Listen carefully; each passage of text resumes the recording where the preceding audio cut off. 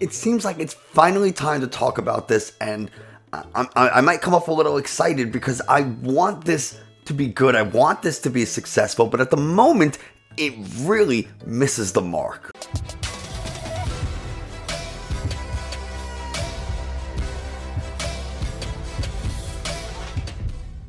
Hey everybody, Nick from 9card TCG, and today we're just gonna have a chat at the risk of sounding or looking like I'm trying to copy Andrew Mahone's recent video about Pokemon Trading Card Game Live. I do want to just say that I have recorded a video very similar to what we're gonna put out today 3 times in the past, but never had the motivation to publish it.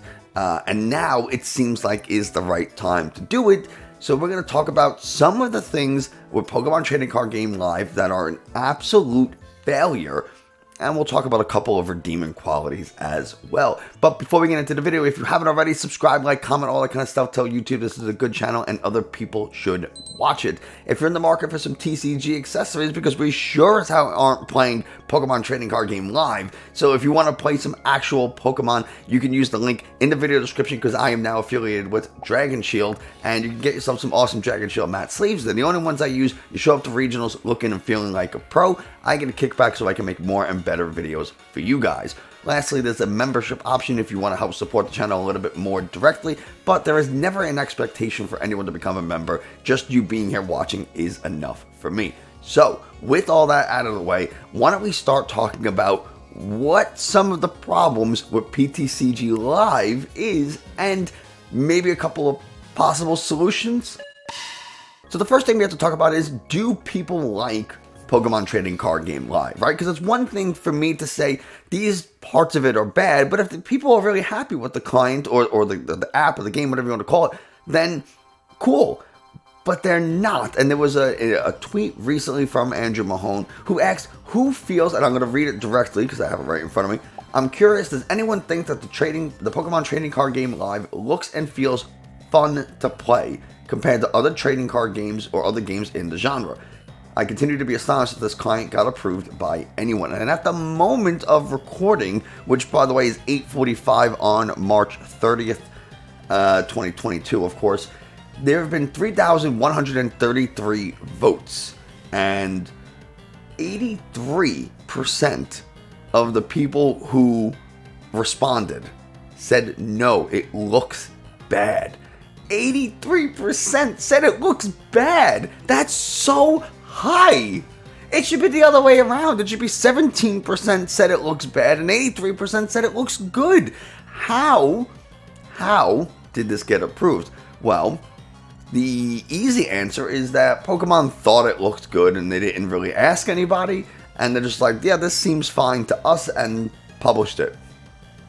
The more likely answer is there wasn't enough funding, there wasn't enough market research, there wasn't enough time, one of the three, and the Pokemon knew it looked bad. They knew it looked bad, but they're Pokemon, so people are going to play it anyway, and they know this, and they know people are going to play, so they don't really have to invest in it that much. Even if they had all the time in the world to make it happen, if they don't give the money and resources needed to the team who's developing it, well, then they can only get so much done. So, my guess is that Pokemon knows that this looks like absolute trash. And when we say it looks like absolute trash, well, let's take a look. Let's look at the actual game board, shall we? And we'll hop over. This is a screenshot from the game. This is everything is in beta still. So you can always make the argument that, Nick, this is in beta. It's going to, it could be so much better. They're going to get rid of bugs. We'll talk about bugs in a couple of minutes. But this is what the game board looks like. And this is during an attack. So the attack from Dragapult here is happening. And that's why you have this psychic swirl animation cutting across the middle here. What I hate about all of this is when the attack is not happening 90% of the time, this is all just white. This whole thing is just white. There's nothing happening. It's super boring. And these avatars just sit there. They just bob. Maybe sometimes they'll give a thumbs up. Like, who cares? cares? Why are these even needed? Why are they even there? I hate them. I don't think there's a need for them. You want to show the avatar at the beginning and at the end of the game? Fine, no problem. But there's no reason for them to be here right now. You can have your little emote wheel. You can have your little button just like you do here. You click it. You send an emote. If it's a friend, you can type a message. Cool. You don't need much more than that. There's so much empty space. That's my biggest concern. My biggest issue. It's not really a concern. It's an issue. Is that there's so much empty space. All this empty space on the sides. All this space that's being used by the avatars. And then you have all this space. I get it. You want a little bit of space here to show the attack animation. And like, oh man, psychic swirl. Cool. Is it necessary? No. Because you could do what every other card game does and just put an animation as an overlay. You just put a rock or a psychic swirl, kind of like what PTCGO does right now. Just do that. That's fine. That's fine. You don't have to get crazy. I do like the idea of the background changing based on the type of attack you're using. That's cool, but it doesn't have to be this huge portion of the game board that only gets used once a turn. Sometimes you don't even get to attack every turn. So huge missed opportunity. The other thing is it doesn't show it in this hand because all the cards are different. But if you had two bosses orders, you would just have, it would show one, but there'd be a number two. And that's kind of annoying. I don't really like that. I like to see all the cards in my hand. That's a personal preference. There should be an option to collapse them or expand them. I should get the option. There isn't, that I know of anyway, and I hate it.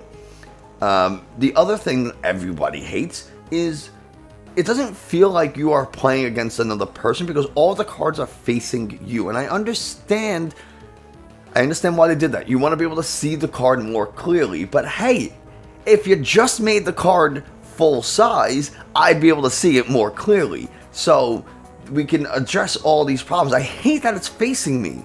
I hate that they're all facing the same direction. They should be the other way so it looks like I'm playing against another human being. How is this fun to look at? Seriously, to anybody, ever. And I know we were hopeful. I was very hopeful that, okay, maybe this is the beta, maybe this is just a screenshot to show us like an example, but no, this is what gameplay is the whole time. It should be on an angle, right? The POV, the point of view or perspective matters a ton, and that's an easy fix. You can change the point of view to kind of give it some scale and some depth, and it doesn't have to be a complete flat bird's eye view. So here's an example of what the board state looks like most of the time. How is this fun? How is this engaging? How is this exciting? Obviously, there'd be Pokemon on the bench, and there'd be stuff in the discard. You'd have your prizes, maybe filled. But you know, this is what the game looks like. Who finds this entertaining? Who finds this enjoying? The answer is no one. So some of these menus are kind of nice. I do like the ability to quickly reach my decks in the profile of Battle Pass, be able to play, change my decks. Like, this is fine. I actually do kind of like this menu. The deck profile sucks. The deck profile, like looking at your deck, is not fun because your deck is this. It's so small. And then you have all these other cards, and the filter process is kind of annoying, but you get used to it. Fine, the filter, whatever. Why is the card library so big? And my actual deck, the thing I'm going to be playing with, so small? And also, that sounded... oh man, I'm a child. So, this is not fun. There's no... It's hard to like expand the deck to full view like you can in PTCGO, where I can actually look at the whole deck in its entirety and talk about it. Now I have to click the trainers, click the energies, and you don't really get to see the full content, so you get to see the full deck, and sometimes that matters. You want to see the whole thing. Also another thing that just bothers me is that when I go to add cards, for whatever reason, like you see you have 8 Alcremie Vs here, but the Alcremie Vs you have might not be the Alcremie V that they're showing you. You might have to click it and scroll over to find the specific artwork that you have and add that. Meanwhile, the one that I have should be the default one that shows. If I have a higher value, a higher rarity, let's say we're talking about El Creamy V, this is the full art. If I only have the full art version, then the full art should show. But if I have both the full art and the regular art, then the full art should be the default. The higher rarity should be the default. I should not have to click this and then scroll over to find the very specific boss's orders that I have when there's 15 boss orders, rarities, reverse hollows, hollows, non-hollows, full arts, Shining Fates, Brilliant Stars, Rebel, like Sword and Shield. Like, there's so many. I shouldn't have to scroll. Just give me the one that I have. Give me the one that I have. And that's my little rant on that. This is fine. Crafting is fine. Well, we talk about crafting, but this card menu is cool. I can not mass craft, but I can craft multiple copies of a single card right from the deck editor, which is really cool. The battle pass is incidentally something that I do really like. I think there needs to be more quests and more like ways to earn currency. Fine. We'll talk about currency.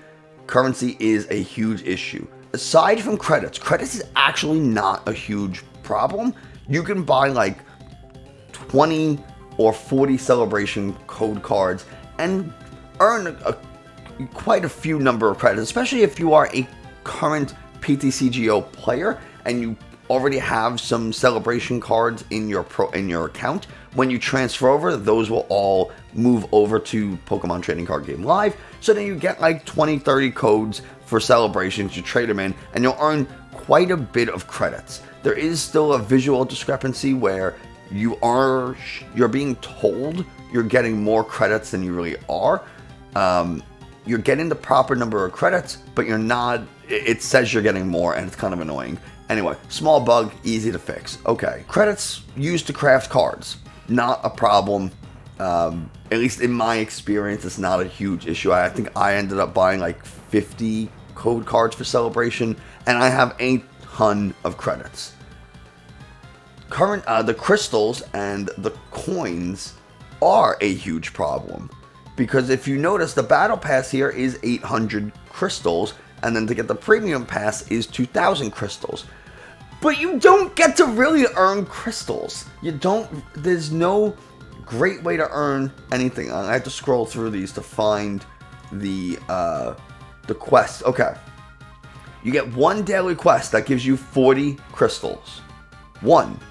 The game starts you off with 700 crystals, but they make you buy a booster pack, so then you're down to 500. You're down to 500 crystals, and you need 800 to buy the regular battle pass and 2,000 to buy the premium.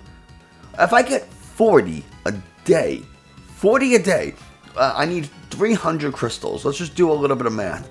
300 divided by 40. It's going to take me over a week to be able to buy the battle pass. And if God forbid I want the premium pass, I need 1,500 coins divided by 40. It's going to take me over a month. It's going to take me almost 5 weeks or so. 5 weeks of playing every day. Granted, I don't have to play very long because these quests are easy, but there's no way to earn crystals. There's no way to earn coins. 600 coins for one deck box. You want to buy new clothes? Coins. You want to buy new whatever. They're all coins, but you get 50 a day.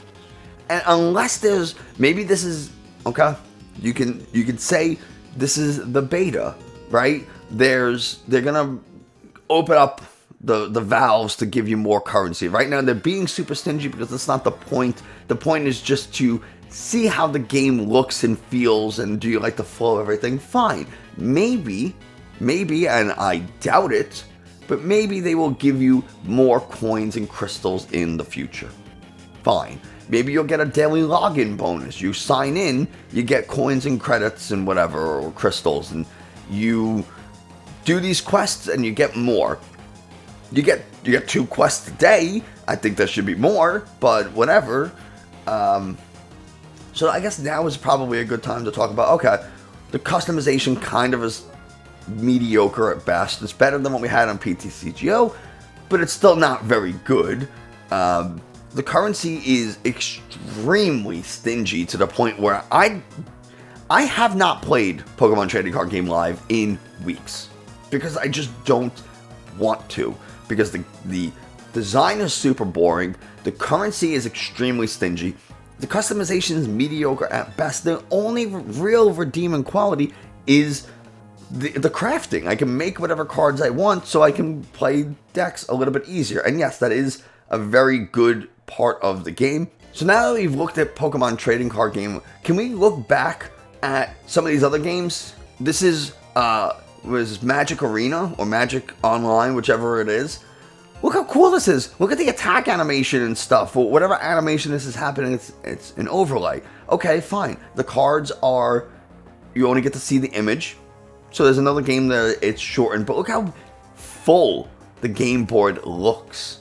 You have all this cool stuff happening in the background, your hand, you know, it just looks full and vibrant and exciting, and like stuff's happening. And I wouldn't mind if they cut the card length to make it look more engaging. We also have a ton of artifacts and mana and stuff in play, so I understand for Magic why you need this, but energy attaches directly to the Pokemon. Sure, we have our bench, and we have our prizes, but come on, you can easily fit prizes here and here, and look, you have space for menus over here, and okay, you have your hand, you have your bench, so maybe the active is full size and the bench is small, or you know, just like we have, fine. But again, it still looks fun and exciting. It looks like stuff's happening here. How do I get out of this? Then you have Yu-Gi-Oh! Yu-Gi-Oh! Master Duel, I think it is. This looks super cool.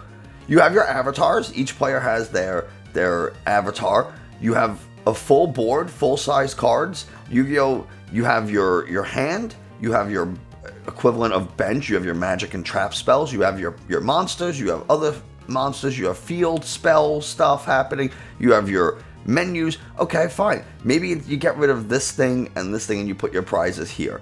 And look how, again, just look at the background, look at the battlefield. It looks fun and exciting. Stuff's happening, cards are moving, there's things. We're not asking for a ton, are we? I don't think so. I don't think we're asking for that much. And then you look at Pokemon.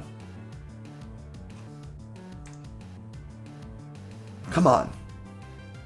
Come on. How is this matching this? They're just not. They are just not. This and this are not the same. And if you try to tell me that they are, I would encourage you to get glasses or truly be honest with yourself. I want Pokemon to succeed. I am a new Pokemon YouTuber. I have a growing channel. I want it to do well. But when you have things like this happening, where someone plays a Marnie, and you have this timer going, and they can't even play the game, because Marnie happens, and they lose the turn because the Marnie animation takes too long.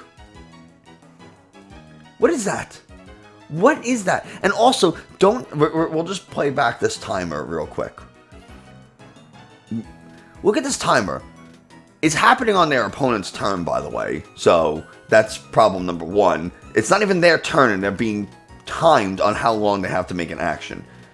The other thing is, this timer makes you feel so rushed. At least it makes me feel super rushed. It's like, I gotta make and I get it, they want to push the gameplay, they want to keep you flowing, keep you moving, they don't want you just stalling and talking, but like, sometimes I need to talk as a content creator. I need to explain what I'm doing. I'm not just throwing cards out there all the time. I gotta stop, say, what do I think the best option here is? What do I want to do? Why am I doing this? What does this card do?